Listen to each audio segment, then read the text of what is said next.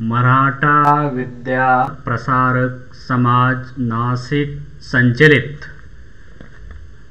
KRT arts, BH commerce and AM science KTCM college Nashik के हिंदी विभाग की ओर से स्वागत है।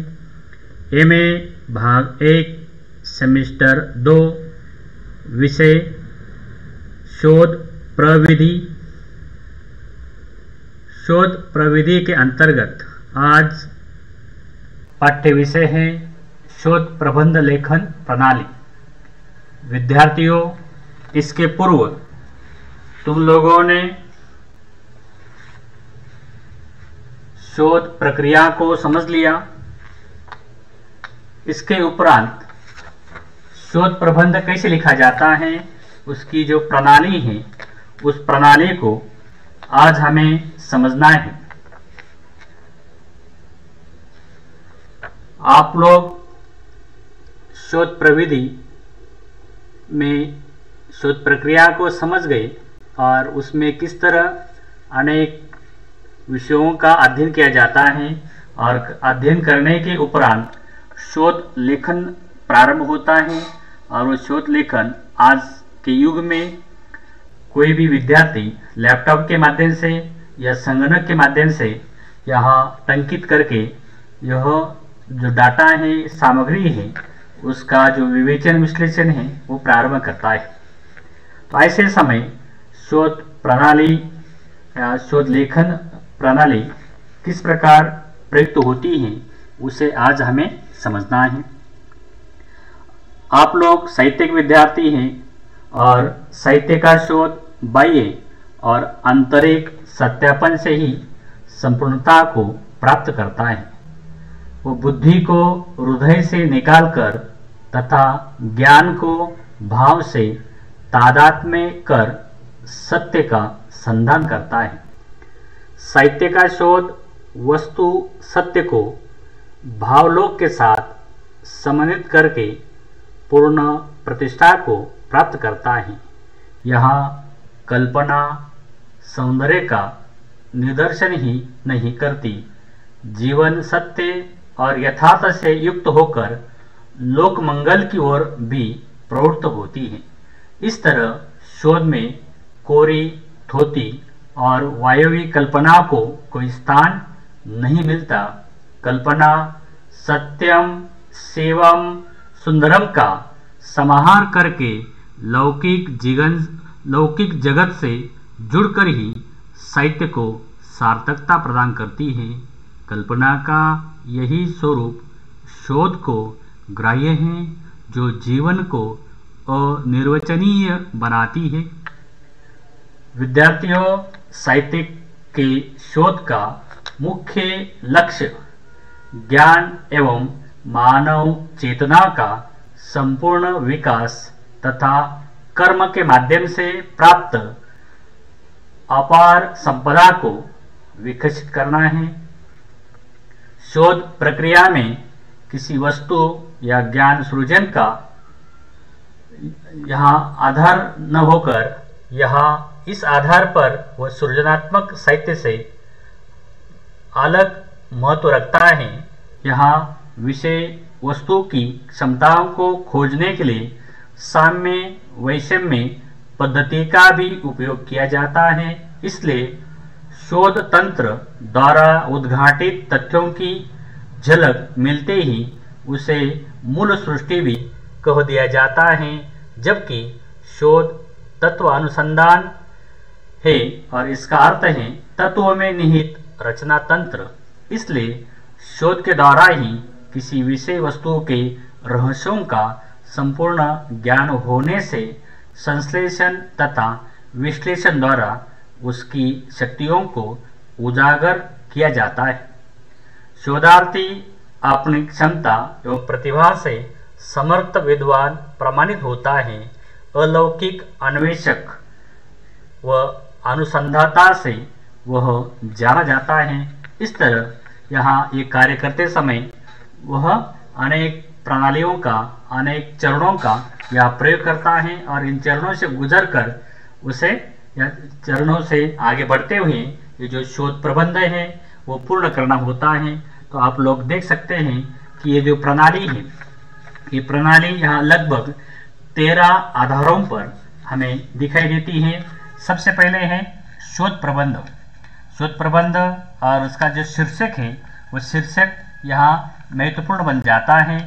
आप लोग देख सकते हैं कि यहाँ शोध में विकीर्ण, अज्ञात, रहस्यात्मक एवं महत्वपूर्ण तथ्यों को संकलित करके उसका परीक्षण, निरीक्षण, वर्गीकरण, विवेचन एवं निष्णात निर्णय के द्वारा निष्कर्ष पर पहुंचकर एक स्वतंत्र सिद्धांत के रूप में स्थापित किया जाता है, जो महत्वपूर्ण मौलिक स्थापना से यहाँ उद्घाटित होता है।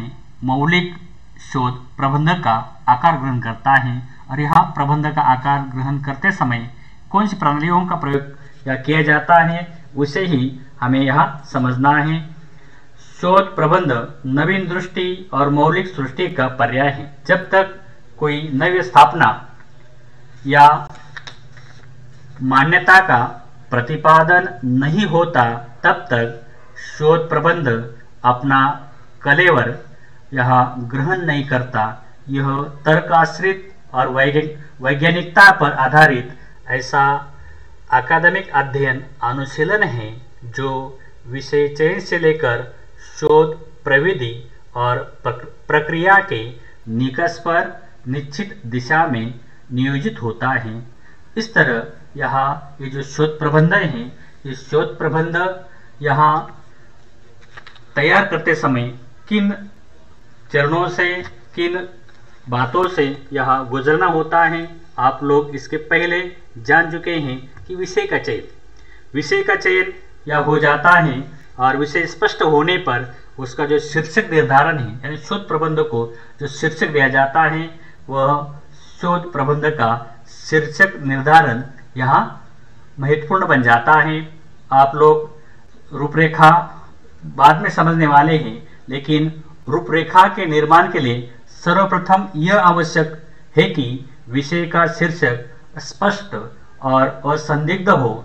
यदि विषय में दोहरा, तिहरापन या उलझाव रहता है तो शोधार्थी उसके प्रतिपादन के प्रति निश्चित नहीं हो सकता। उसके मन में विषय प्रतिपादन की पहुंच को लेकर अनेक दृष्टियां एक दूसरे को काटती हुई अस्पष्ट और उलझे हुए रूप में बार बार उदित हो सकती हैं। वह किसी भी स्पष्ट और स्वच्छ निष्कर्ष तक नहीं पहुंच सकेगा। उदाहरण के लिए यदि कोई शोधार्थी यहाँ हिंदी साहित्य में प्रकृति चित्रण विषय चुनता है तो वह कभी भी एक सुगठित रूपरेखा तैयार नहीं कर सकेगा। आप लोग जानते हैं कि इस विषय का जो विस्तार है या इसकी जो व्यापकता है कितनी हो सकती है, इसलिए यह प्रकृति चित्रण विवेचन के लिए या कालगत, सीमागत अनेक निर्धारण यहाँ कैसे किया जा सकता है यह दिखाई देगा। इस दृष्टि से यह सही रूपरेखा के निर्माण के लिए विषय चयन करते समय विषय के क्षेत्र और शोध दृष्टि यहाँ महत्वपूर्ण होती है। इस दृष्टि से यहाँ शोध करते समय शोधार्थी को यहाँ विषय का जो क्षेत्र है वह पहले जानकर यहाँ विषय का चयन करना चाहिए और उस दृष्टि से उस विषय को जो शीर्षक है वो शीर्षक यहाँ देना उचित है। यानी शोध की दृष्टि से ही वही विषय श्रेष्ठ होते हैं जिनका क्षेत्र निश्चित एवं सीमित हो और दृष्टि गहन और स्पष्ट हो। तो इस दृष्टि से यहाँ शीर्षक निर्धारण करते समय या शोधार्थी को यहाँ विषय को रखते समय या उस शोध को विषय देते समय प्रबंधक को यहाँ शीर्षक देते समय यहाँ उसे ये बात ध्यान में रखनी है कि अपना विषय का क्षेत्र कौन सा है, अपनी जो योग्यता है वो योग्यता भी महत्वपूर्ण है। जो निर्देशक होते हैं, जिसे हम मार्गदर्शक कहते हैं, गाइड कहते हैं, उनके साथ विचार विमर्श कर विद्यार्थी को यह शीर्षक निर्धारण करना होता है और उसके बाद उस विषय की जो व्यापकता है, यानी विषय के आयाम क्या हैं, उन आयामों को ध्यान में रखकर शीर्षक निर्धारण होना जरूरी है। उसके बाद तीसरा जो चरण है, तीसरी जो प्रणाली है, वह है रूपरेखा। शीर्षक निर्धारित हो जाता है तो उस शीर्षक की दृष्टि से यहाँ जो रूपरेखा है वो रूपरेखा या तैयार की जाती है, जिसे अंग्रेजी में सिनॉप्सिस कहते हैं। अंग्रेजी के सिनॉप्सिस के समानार्थी रूप में प्रयुक्त रूपरेखा या प्रारूप यहाँ शोध का बीज है, जिसका संपूर्ण विकास शोध प्रबंध के वटवृक्ष के रूप में विस्तृत होता है। यह शोध प्रबंध को कलेवर प्रदान करता है। तो यहाँ यह गहनता से विस्तार और व्यापकता से सूक्ष्मता की ओर गतिमान उपलब्ध तथ्यों के विवेचन विश्लेषण से प्राप्त निष्कर्षों को सुसंगठित रूप से यहाँ सजाता है और समग्र सीमाओं तथा संभावनाओं की पड़ताल करके विषय का संपूर्ण संयोजन करता है। रूपरेखा वह दृष्टि बिंदु है जो अपनी काया से यहाँ शक्ति क्षमता रखता है। वह ताना बाना है कि जिसके आधार पर एक निश्चित और विशिष्ट जो पट है उसका निर्माण संभव होता है। विषय का स्पष्ट स्वरूप, शोधार्थी की रुचि, प्रवृत्ति, शोध निर्देशक और उपलब्ध सामग्री रूपरेखा के प्रमुख तत्व है। शोध कार्य प्रारंभ करने से पहले उसे जो चयन किया हुआ विषय है उसकी रूपरेखा तैयार करनी होती है, जो शोधार्थी का महत्वपूर्ण कार्य है। अध्ययन, चिंतन और विशेषज्ञों के आदान प्रदान के द्वारा इसे तैयार किया जाता है और इस तरह वह सुव्यवस्थित जो रूपरेखा है, वह सुव्यवस्थित रूपरेखा यहाँ तैयार करते समय उसके जो विभिन्न चरण हैं वो भी उसे ध्यान में रखने हैं।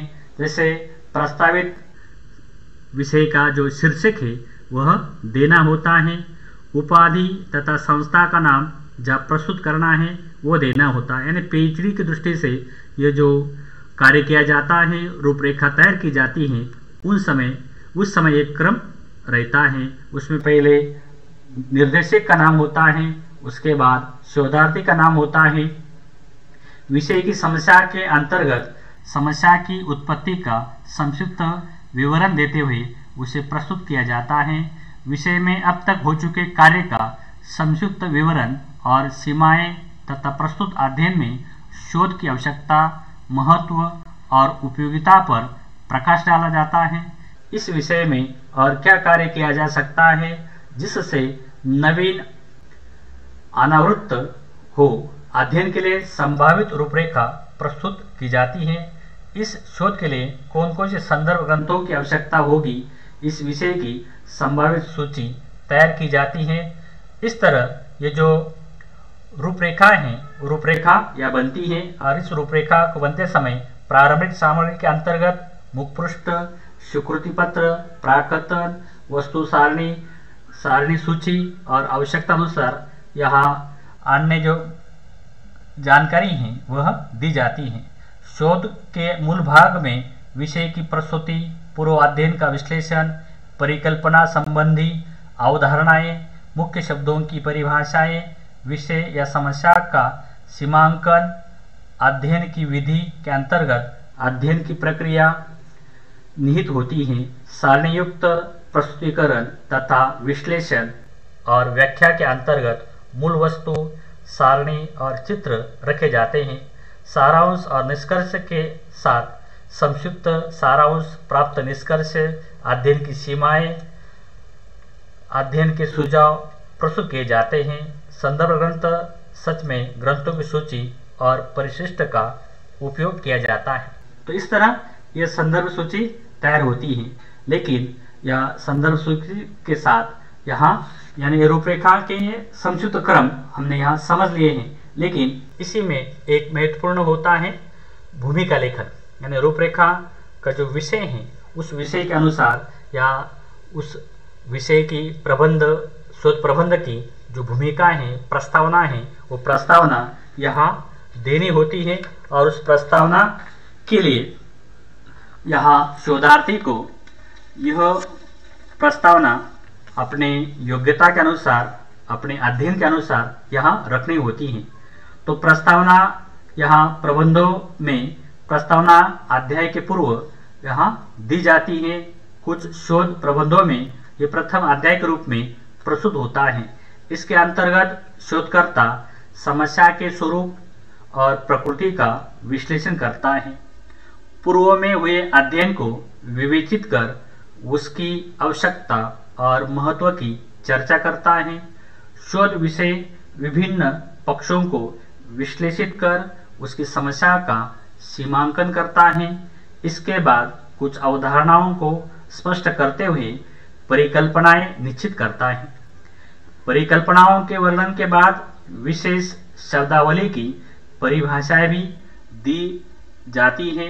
अंत में अध्ययन की सीमा को निश्चित करता है, जिससे शोध विषय के संदर्भ में एक स्पष्ट धारणा बन जाती है कि शोध की समस्या क्या है, क्यों है और उनका अध्ययन किन तथ्यों पर आधारित है। प्रस्तावना शोध विषय में संकट और उसके निदान को प्रस्तुत करके विषय की जटिलता व उसके सुलझन के पक्ष को यह निर्दिष्ट कर जहाँ शोध की रहस्यात्मकता को उजागर करता है, वही शोध के लिए नई पीढ़ी को प्रेरणा भी प्रदान करता है। तो इस दृष्टि से यहाँ शोध प्रणाली में यहाँ सबसे महत्वपूर्ण है कि भूमिका, यानी विषय का चयन क्यों किया है। विषय के चयन को लेकर यहाँ विद्यार्थी को या शोधार्थी को यहाँ अपनी जो भूमिका है, अपनी जो प्रस्तावना है वह तैयार करनी होती है। वह जब विषय का चयन करता है उस समय अपने मार्गदर्शक से वह कई बार विचार विमर्श करता है। विचार विमर्श करने के पश्चात यहाँ शोधार्थी यह प्रस्तावना तैयार करता है और इस प्रस्तावना के माध्यम से वह अपनी जो भूमिकाएं हैं वो भूमिका रखता है कि यहाँ इस विषय को लेकर, इस शोध प्रबंध के विषय को लेकर यहाँ कौन सा कार्य करने जा रहे हैं और उस माध्यम से या समाज के लिए नई स्थापनाएं कौन से देना चाहते हैं। यह एक पूर्व कल्पना के रूप में, परिकल्पना के रूप में यहाँ यह रूपरेखा रखी जाती है, भूमिका रखी जाती है। इस तरह भूमिका लेखन के बाद यहाँ अध्याय विभाजन किया जाता है। कारण शोध कार्य का विभाजन अध्यायों के माध्यम से ही किया जाता है। यह अध्याय एक शीर्षक होते हैं जिसके अंतर्गत अनेक उपशीर्षक समाहित रहते हैं। यह वैज्ञानिक पद्धति से अध्याय विभाजन किया जाता है, इसलिए शोध कार्यों को अध्यायों में विभक्त करके ही उसे पूर्ण स्वरूप दिया जा सकता है। अध्याय शोध प्रविधि और प्रक्रिया के क्रमबद्ध गतिमान चरण हैं। जैसे प्रबंध काव्य अध्यायों या सर्गों में विभक्त होते हैं, वैसे ही शोध प्रबंध भी अध्यायों के शीर्षकों व उपशीर्षकों में यहाँ गति देते हैं। जैसे खंड काव्य और शोध प्रबंध में प्रबंध की संयोजना दोनों के दृश्य समान वैशिष्ट्य को ही यहाँ प्रदर्शित करती है। प्रथम अध्याय मुख्यतः प्रस्तावना से युक्त होता है, जो शोध कार्य की पीठिका को ही प्रकारांतर में प्रस्तुत करता है। द्वितीय अध्याय विषय प्रवेश को यहाँ संधान यानी लक्ष्य करके यहाँ शोध का जो श्री गणेश है वो प्रमाणित करता है। तृतीय अध्याय कम से कम 3 और अधिकाधिक 10 केंद्रीय अध्याय होते हैं, जो शोध कार्य के मूल विषय का क्रमशः तात्विक विवेचन विश्लेषण कर अंत में निष्कर्ष अर्थात उपसंहार से सार संक्षेपण को उद्घाटित करते हैं।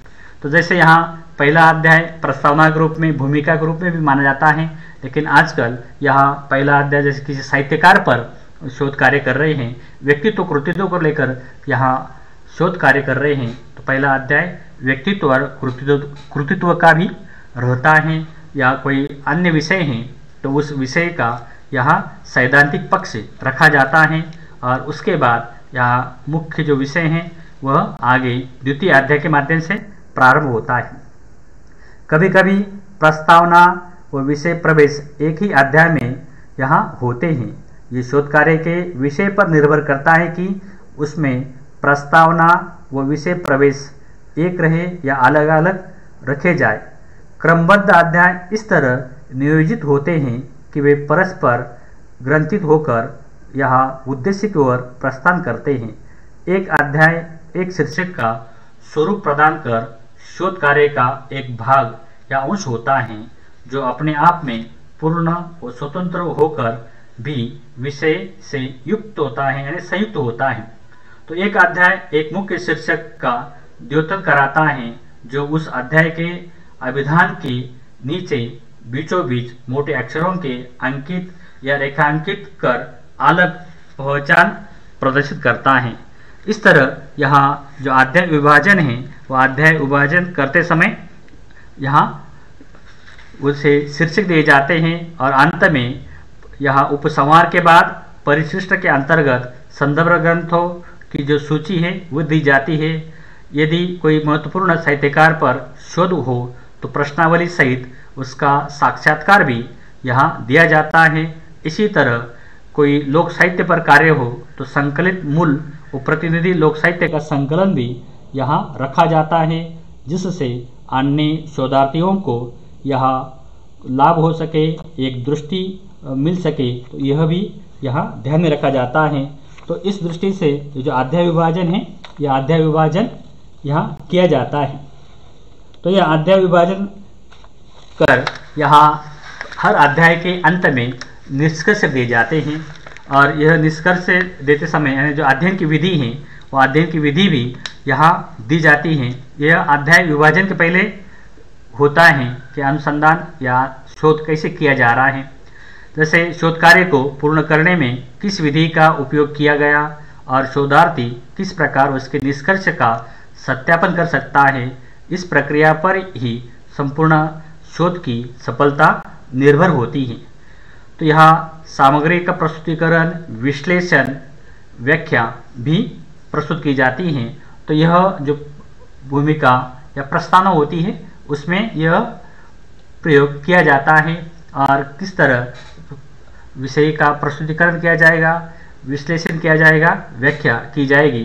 तो यह अध्याय विभाजन के पहले दिया जाता है और हर अध्याय के अंत में जो निष्कर्ष हैं वो निष्कर्ष भी दिए जाते हैं।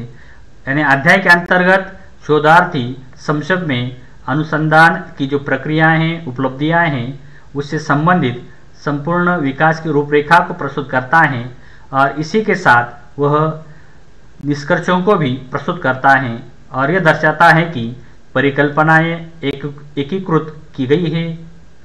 यदि प्राप्त निष्कर्ष किसी पूर्व सिद्धांत का संशोधन अथवा विरोध करते हैं तो उसका स्पष्ट उल्लेख भी यहाँ किया जाता है। प्रतिवेदन को पढ़ने वाले इस भाग को ध्यान से पढ़ते हैं क्योंकि सभी आवश्यक सूचनाएं उन्हें यहाँ प्राप्त हो जाती हैं। सार का अर्थ सार में सारा शोध संसार होता है। तो इस तरह यहाँ ये बात ध्यान में रखी जाती है और यहाँ जो अध्याय विभाजन किया जाता है तो हर अध्याय के अंत में यहाँ निष्कर्ष शब्द रहता है। तो ऐसे निष्कर्ष यहाँ दिए जाते हैं और उसके बाद संदर्भ रहता है। यानी संदर्भ तो यहाँ अपने शोध लेखन प्रणाली में जो संदर्भ 6 क्रम में है तो वह संदर्भ यहाँ दिए जाते हैं। तो इस संदर्भ जो हैं उस अध्याय में जो ग्रंथ या प्रयुक्त किए गए हैं उन ग्रंथों का उल्लेख किया जाता है और उनके पृष्ठ क्रम को यह रखा जाता है। और जब शोध कार्य पूर्ण होता है तो तब पूर्ण संदर्भ सूची जो है वो दी जाती है और उस संदर्भ सूची में यहाँ फिर उपजीव्य ग्रंथ, सहायक ग्रंथ, संदर्भ ग्रंथ, इस प्रकार की जो सूची है वो सूची दी जाती है। और इसी के साथ जो एमएलए पद्धति है उस एमएलए पद्धति का यहाँ उपयोग किया जाता है जिसे मॉडर्न लैंग्वेज एसोसिएशन कहा जाता है। इसे हिंदी में विधायक शैली कहा जाता है। यह आधुनिक भाषा संघ द्वारा विकसित एक संदर्भित विधि है। यह दो भागों के होती है। निबंध के शरीर में एक संक्षिप्त में पाठ प्रसिद्ध पत्र और काम के अंत में काम उद्धृत की एक विस्तृत सूची। यानी कभी कभी कोई शोध प्रबंध लिखा जाता है, तो जैसे शोध आलेख लिखा जाता है, तो शोध आलेख लिखते समय यहाँ उस परिच्छेद में ही यहाँ कभी कभी लेखक का उल्लेख किया जाता है और कोष्टक में यहाँ जो पृष्ठ संख्या है वो पृष्ठ संख्या दी जाती है। तो इस पद्धति को या एमएलए पद्धति कहा जाता है। कभी कभी यहाँ जो निम्नलिखित दिशा निर्देश हैं वो भी इसमें किए जाते हैं, जैसे प्रशस्ति पत्र वर्ष उर्दू प्रविष्टि से पहले तत्वों का उपयोग यहाँ किया जाता है। आमतौर पर लेखक का उपनाम और कोष्टक में पृष्ठ संख्या, उदाहरण के लिए स्मिथ 173, तो यहाँ इस तरह दिया जाता है। यदि लेखक का नाम आपके निबंध के शरीर में ही दिखाई देता है तो कोष्टक में सिर्फ प्रासंगिक पेज नंबर एस का उपयोग करे या किया जाता है। तो इस तरह उदाहरण के लिए स्मिथ का दावा है कि लागू, तो यह कोष्टक में उस पृष्ठ का जो नंबर है, पेज नंबर है, वह दिया जाता है। लेखक के नाम और पेज नंबर एस के बीच कोई विराम चिन्ह नहीं है। तो इस तरह यह नई प्रणाली पद्धति आई है और इस पद्धति का भी प्रयोग किया जाता है।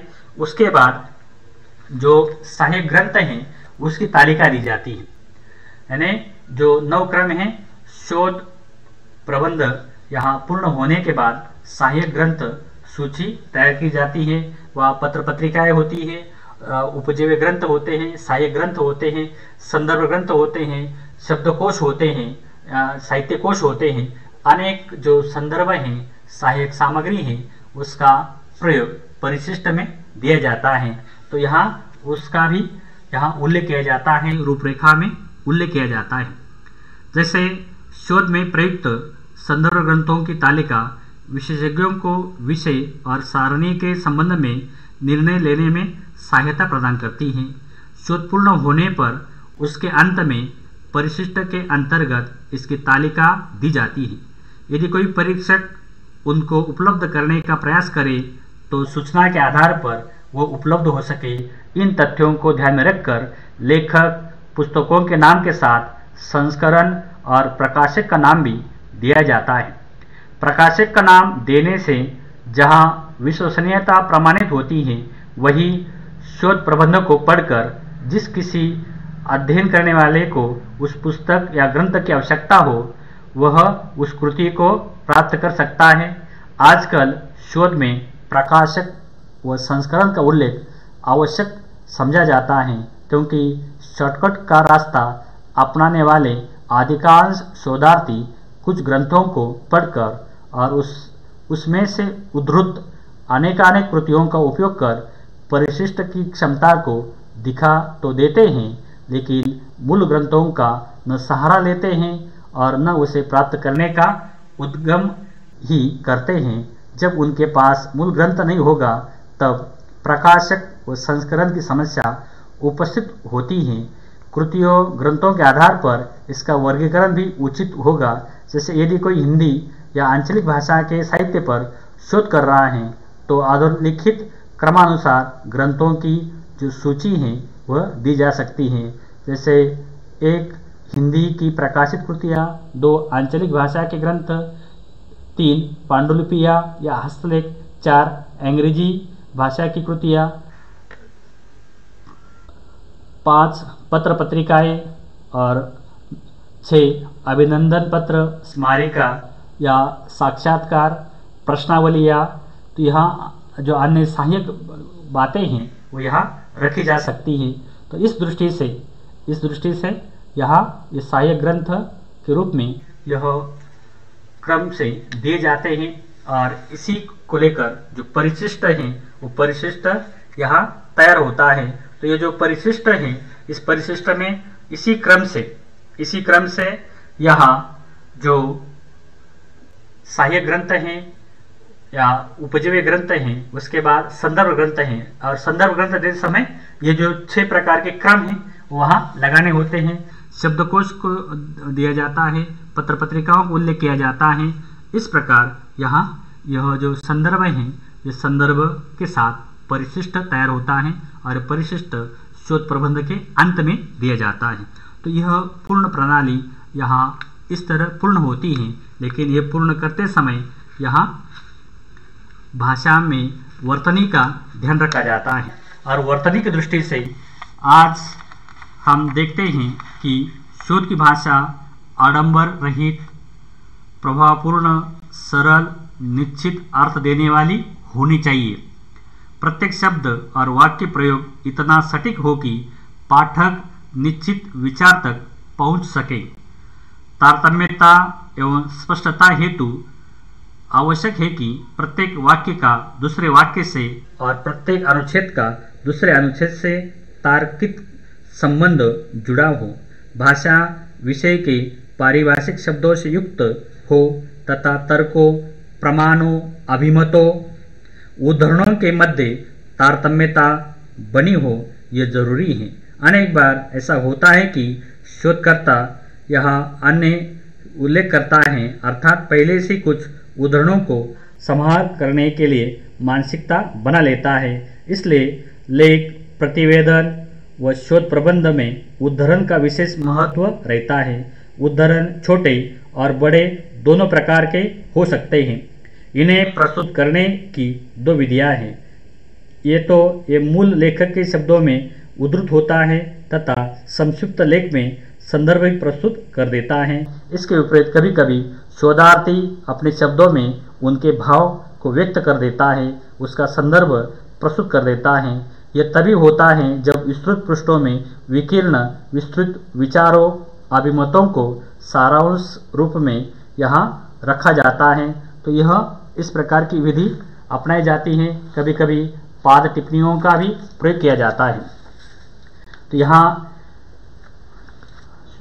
शोध कार्य में पाद टिप्पणी को देकर भी जो संदर्भ हैं उन संदर्भों को रखा जाता है। लेकिन वर्तनी की बात जब हम करते हैं तो वर्तनी के समय यहाँ जो मानक भाषा है, यानी जो मानक भाषा है उस मानक भाषा का ही उपयोग यहाँ करना चाहिए। और वर्तनी में जो सुधार है वो वर्तनी का सुधार जो केंद्रीय हिंदी निर्देशालय ने यहाँ वर्तनी संबंधी जो नियम बनाए हैं उन नियमों के अनुसार, मानक लिपि के नियमों के अनुसार ही यहाँ जो टंकन है वो टंकन होना चाहिए। और इसके लिए आज जो यूनिकोड आया है, यूनिकोड पद्धति आई है, उसका जो उपयोग है वो उपयोग यहाँ होना जरूरी है। कारण आप लोग जानते हैं यूनिकोड क्या है और यूनिकोड का प्रयोग यहाँ क्यों किया जाता है। कारण ये जो आधुनिक समय है या आज का समय है, आज डीटीपी के माध्यम से व्यवहार होता है। वर्तमान में इलेक्ट्रॉनिक मीडिया से भारी चुनौती के बावजूद छिपी हुई सामग्री का महत्व यहाँ कम नहीं हुआ है। आज आप लोग देखते हैं प्रिंट मीडिया हो या अन्य इलेक्ट्रॉनिक मीडिया हो, हर जगह यहाँ प्रिंटिंग को महत्व दिया जाता है।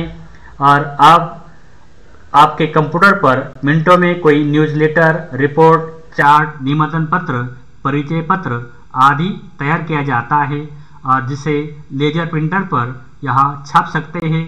कंप्यूटर पर आधारित इस प्रणाली में आप न केवल पाठ्य सेट कर सकते हैं बल्कि पृष्ठों पर पाठ्यचित्र, शीर्षक, बॉक्स तथा सभी प्रकार की सामग्री का प्रयोग कर सकते हैं। डीटीपी का अर्थ है कंप्यूटर और उससे जुड़े उपकरणों द्वारा प्रकाशन का कार्य करना। तो यह जो प्रणाली है, ये प्रणाली आज विकसित हो चुकी है। आज देवनागरी के फॉन्ट बाजार में बहुत मात्रा में उपलब्ध हैं, लेकिन जिस किसी ने अपने कंप्यूटर पर उपलब्ध फॉन्ट में टाइप किया वही फॉन्ट दूसरे के पास नहीं होता। ऐसे समय या समस्या निर्माण होती है तो वह फॉन्ट इंस्टॉल करना पड़ता है, फिर छोटे छोटे करेक्शन करने पड़ते हैं। लेकिन इन सभी समस्याओं के समाधान के लिए यूनिकोड बहुत आसान फॉन्ट है। नए लैपटॉप या कंप्यूटर में यूनिकोड इनबिल्ट होता है। यूनिकोड प्रत्येक अक्षर के लिए एक विशेष संख्या प्रदान करता है। यूनिकोड टेक्नोलॉजी विश्व की सभी लिपियों से सभी संकेतों के लिए एक अलग कोड प्रदान करता है जो एक ही फॉन्ट को उपलब्ध रहता है। यूनिकोड टेक्नोलॉजी पर आधारित फॉन्ट में टाइप किया गया मैटर आपके सिस्टम में फॉन्ट हो या ना हो वह उसी भाषा की लिपि में दिखाई देगा। तो इस तरह यूनिकोड यहाँ प्रयुक्त किया जाता है। यहाँ कंप्यूटर के बढ़ते व्यवहार और अलग अलग भाषाओं में कंप्यूटर के उपयोग के कारण यहाँ एक पब्लिक कोड की आवश्यकता यहाँ निर्माण हुई और उसका निर्माण किया गया, जिसमें हर एक कैरेक्टर के लिए यानी अक्षर के लिए अलग कोड का निर्माण किया गया। प्रत्येक भाषा, प्रोग्राम और प्रत्येक सॉफ्टवेयर में उसका प्रयोग किया जा सके। यूनिकोड विश्व की सभी भाषाओं में प्रयुक्त पहले 256 कैरेक्टर का निरूपण आस्की कोड के समान ही है। इसमें प्रत्येक कैरेक्टर को 32 बिट में निरूपित किया जाता है। यूनिकोड में 3 प्रकार की व्यवस्था प्रयोग में लाई जाती है, जैसे UTF-8, UTF-16, UTF-32। इस तरह प्रत्येक अक्षर के लिए एक विशेष नंबर प्रदान किया जाता है, चाहे वो कोई भी प्रोग्राम हो, चाहे कोई भी भाषा हो। कंप्यूटर मूल रूप से नंबरों से संबंध रखते हैं। प्रत्येक अक्षर और वर्ण के लिए एक नंबर निर्धारित करके अक्षर और वर्ण संग्रहित करते हैं। यूनिकोड का निर्माण होने से पहले ऐसे नंबर देने के लिए सैकड़ों विभिन्न संकेत लिपि प्रणालियां थी। किसी एक संकेत लिपि में पर्याप्त अक्षर नहीं हो सकते थे, लेकिन आज ये जो सुविधाएं हैं हर लिपि में यहाँ उपलब्ध हैं। इसीलिए 2 संकेत लिपियां 2 विभिन्न अक्षरों के लिए एक ही नंबर प्रयोग कर सकती हैं या समान अक्षर के लिए विभिन्न नंबरों का प्रयोग कर सकती है। तो यहाँ उसके लिए जो कीबोर्ड हैं वो कीबोर्ड भी बनाए गए हैं।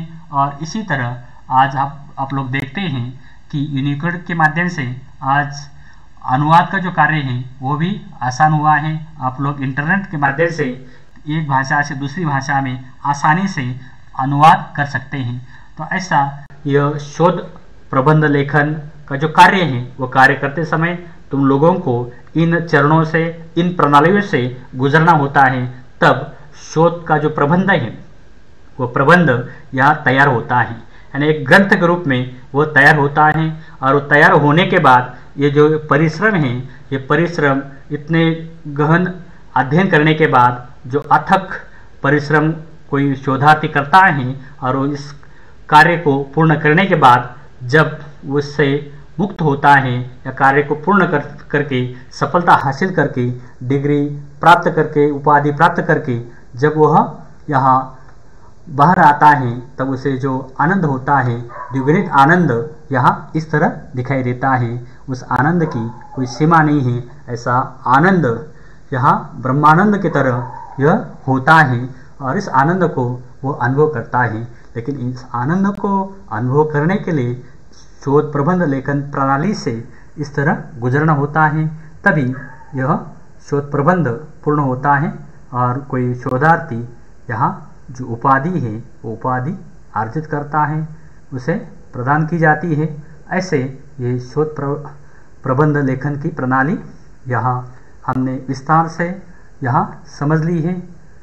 आप लोग इसका उपयोग अपने अध्ययन के साथ आगे भविष्य में भी शोध कार्य के लिए कर सकेंगे। इन अपेक्षाओं के साथ तुम लोगों को धन्यवाद।